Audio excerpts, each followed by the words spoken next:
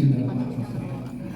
Assalamualaikum warahmatullahi wabarakatuh. Waalaikumsalam warahmatullahi wabarakatuh. Setiap yang memabukkan itu masuk kategori khamar. Kemudian mabuk dengan sebab itu. Ya. Kalau kita di Nusantara ini khamarnya bukan itu, kenapa? Anggulaan dari sini dulu. Penjara itu bersama Nabi Yusuf bilang kepada Nabi Yusuf, "Inni arani a'sil khamar." Saya bermimpi kembali memeras anggur untuk dijadikan khamar. Kerjanya dulu tukang buat minum raja, tukang sediakan minum raja. Yang satu lagi tukang masak roti, kan? Karena dituduh hendak membunuh raja, meracun raja melalui minuman ataupun. Maka saat mereka berada di dalam penjara itu, satu bermimpi dia kembali memeras anggur. Yang satu lagi bilang, "Wa qala al-akharu inni arani ahmilu fawqa ra'si khubzan ta'kuluhu tayru minhu." Yang satu lagi bermimpi dia lihat dalam mimpi itu bahwa dia membawa roti di atas kepalanya. Patok burung. Dia duduk di atas kepala dia. Orang zaman dulu sebelum ada kendaraan seperti sekarang, dia bisa membawa barang di atas kepalanya. Saya masih teringat dulu waktu kecil di kampung. Tiba-tiba ada burung yang mau makan Roti. yang disebut Nabi Ta'wili. Tolong beritahu kami apa maksud mimpi itu. Alasan mereka menanyakan itu kepada Nabi Yusuf, pada akhir ayat ini Allah mengatakan, "Inna naraka minal muhsinin." Sesungguhnya kami melihat engkau wahai Yusuf adalah orang baik. Maksud mimpi itu kepada Nabi Yusuf bukan karena mereka tahu bahwa Nabi Yusuf punya kepakaran dalam segala mimpi, tapi karena mereka melihat Nabi Yusuf ini orang baik. Orang yang hendak kita tanyakan tentang mimpi kita itu orang baik atau tidak. Boleh setiap mimpi itu kita ceritakan kepada semua orang, tidak boleh. Hanya pilih-pilihan orang. Punya 5 anak, dia tahu itu 5 anak ini punya karakter yang berbeda-beda. Tolong jangan ceritakan mimpimu ini kepada saudara-saudara. Pada tidur tidak boleh kita sembarang menceritakan. Kenapa? Ada kaidah mengatakan bahwa setiap nikmat itu ada orang yang hasad. Mimpi kita sama ada mimpi dalam tidur atau di luar tidur, ada orang yang suka. Wajahnya ganteng, akhlaknya baik. Kita kadang-kadang akhlaknya baik, cuma wajah kita ganteng. Ada wajahnya ganteng, akhlaknya bejat. Ma ta'amun turzaqanihi illa nabba'tukuma bi ta'wilihi qabla an ya'tiyakuma dhalikuma mimma 'allamani rabbi inni taraktu millata qaumin la yu'minuna billahi wa hum bil akhirati hum kafirun. Menjawab pertanyaan mereka tentang maksud mimpi mereka. Tapi Nabi Yusuf tidak perlu mengatakan begitu. Qala, Nabi Yusuf bilang, la ya'tikuma ta'amun turzaqanihi illa nabba'tukuma bi ta'wilihi qabla an ya'tiyakuma. Ketahuilah wahai seorang pemuda, tidak datang kepada kamu makanan untuk kamu nikmati kecuali saya bisa menjelaskan kepada kamu makanan apa yang hendak diberi kepada kamu sebelum datang kepada kamu berdua. Kamu makanan sebelum diantar makanan kepada kamu ke penjara ini, itu saya sudah tahu jenis makanan apa yang hendak dibawa kepada kalian. Yang hendak diantar kepada kamu pun ke sini, sebelum dibawa ke sini saya itu sudah tahu makanan apa, jenisnya apa, seperti apa bentuknya. Saya sudah. Begitu banyak hadis-hadis Nabi tentang tanda-tanda hari kiamat, ya kan? Tanda-tanda hari kiamat yang Nabi sebut itu, apakah sudah terjadi pada zaman Nabi? Belum. Ya, belum terjadi. Kenapa Nabi bisa tahu? Karena diberitahu oleh Allah.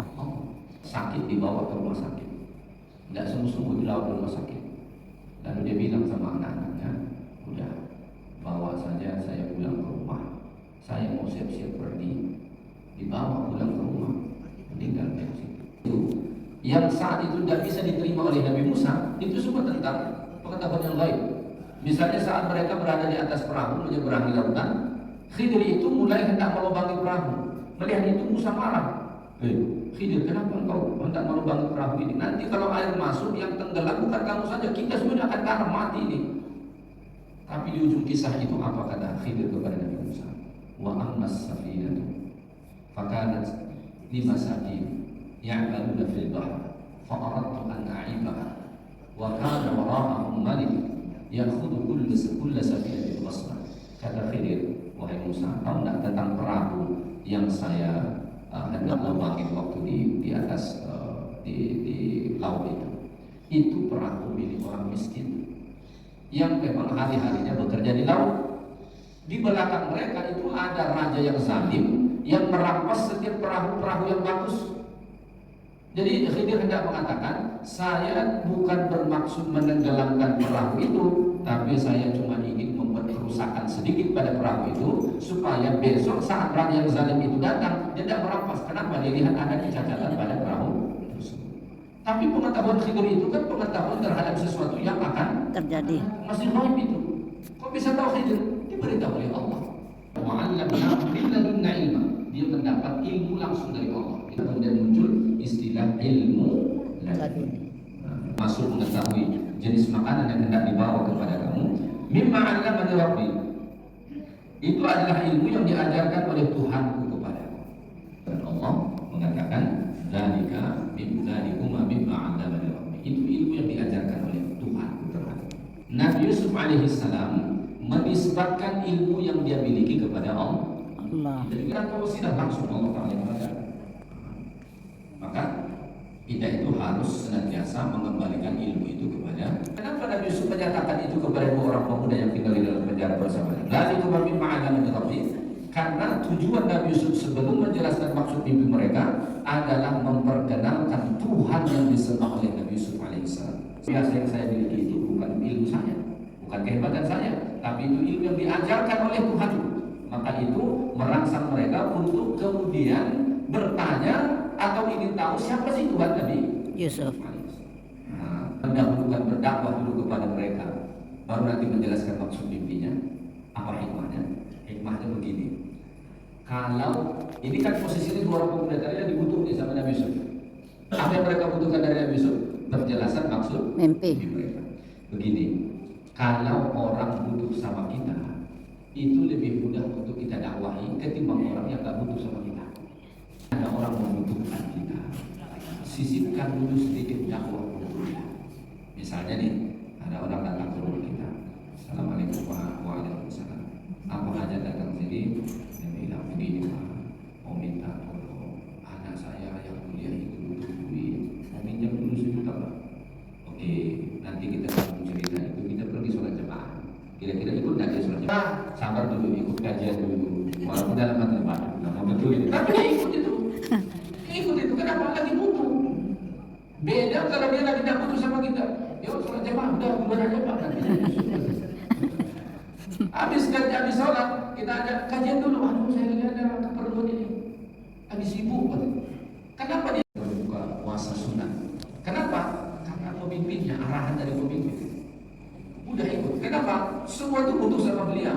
Kalau beliau tengok kadis yang datang, tentu dia ketar-ketir Tuhan. Ada saya sebagai kadis yang datang. Dia langsung ikhlas 100%. Dia berproses. Tidak ada orang baru sekali jadi imam sholat langsung ikhlas. Seumur-umur baru itu dia jadi imam sholat langsung ikhlas 100%. Wah itu susah. Jadi mulai dari dipaksa sedikit, lama-lama nanti jadi Terbiasa. ya. Taraktu millata qaumin la yu'minuna billahi wa hum bil akhirati hum kafirun. Sesungguhnya aku meninggalkan agama kaum yang tidak beriman kepada Allah dan mereka kafir terhadap akhirat. Masyarakat Mesir saat itu adalah masyarakat yang tidak beriman kepada Allah dan ingkar terhadap hari akhir. Maka Nabi Yusuf memberitahu kepada dua orang pemuda tadi, saya ini berlepas diri dari mereka. Saya itu tanda Taba'tu millata abai Ibrahim wa Ishaq wa Ya'qub ma kana lana an nusyrika billahi min syai' dzalika min fadlillahi 'alaina wa 'alan nas walakinna aktsaran nas la yashkurun. Setelah tadi Nabi Yusuf mengatakan, inni taraktu millata qaumin la yu'minuna billahi wa hum bil akhirati hum kafirun, saya berlepas diri dari kaum yang tidak beriman kepada Allah dan ingkar akan hari akhirat. Barulah kemudian Nabi Yusuf menjelaskan apa pegangan beliau. Wattaba'tu millata abai, saya ini mengikuti agama keyakinan datuk-datuk. Ya, abai itu ayah datuk sampai ke atas. Aku mengikuti Yakub. Karena Nabi Yusuf anak Yakub, Yakub anak Ishak, Ishak anak Nabi Ibrahim. Jadi itu tidak harus kita kenal. Alasannya kata para ulama, karena Ibrahim ini itu dikenal oleh orang Mesir. Pernah nggak membaca kisah Nabi Ibrahim? Dari negeri Babilonia hijrah menuju ke Palestina itu berdasarkan satu riwayat Nabi Ibrahim itu melewati Mesir bersama-sama saat itu, ya. Lalu kemudian raja Mesir saat itu zalim. Kalau dia melihat ada istri orang yang cantik itu dirampas sama dia. Lalu didatangilah Ibrahim, ditanya siapa ini? Ibrahim bilang ini adalah saudara. Padahal istrinya. Apakah Ibrahim bohong? Enggak, saudara seiman. Ya, kata riwayat paling tidak namanya itu dikenal oleh orang Mesir. Salah menyatakan keyakinanku, agamaku mengikuti agama datuk-datukku, yaitulah Ibrahim, Ishak dan Yakub. Sebenarnya dari keturunan siapa? Yang lurus, bertauhid yang lurus.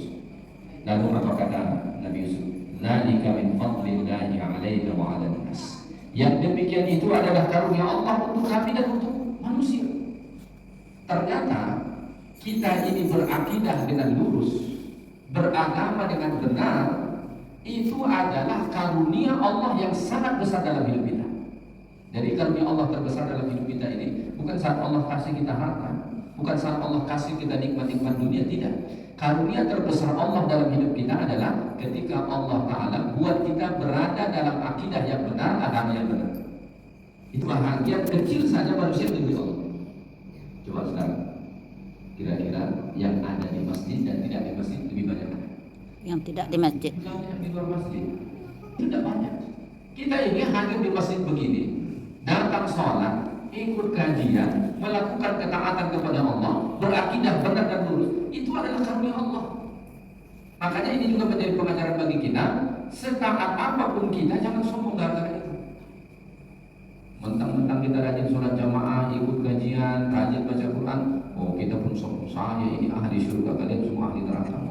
Kita tetap nyaman duduk di masjid ini. Ada orang mohon maaf, masjid itu seperti tempat berdiri dia rasa. Duduk sebentar lagi, duduk.